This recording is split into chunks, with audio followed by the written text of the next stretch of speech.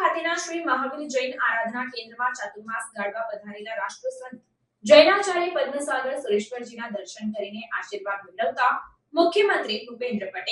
મુખ્યમંત્રી ભૂપેન્દ્ર પટેલે ગાંધીનગર નજીકના કોબા ખાતેના શ્રી મહાવીર જૈન આરાધના કેન્દ્રમાં ચાતુર્માસ ગાળવા પધારેલા રાષ્ટ્રસંત જૈનાચાર્ય પદ્મસાગર સુરેશ્વરજીના દર્શન કરીને આશીર્વાદ મેળવ્યા હતા.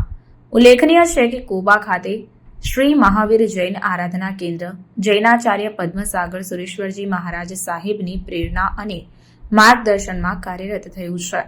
મુખ્યમંત્રી ભૂપેન્દ્ર પટેલે ગાંધીનગર નજીકના કોબા ખાતેના શ્રી મહાવીર જૈન આરાધના કેન્દ્રમાં ચાતુર્માસ ગાળવા પધારેલા રાષ્ટ્રસંત જૈનાચાર્ય પદ્મસાગર સુરેશ્વરજીના દર્શન કરીને આશીર્વાદ મેળવ્યા હતા.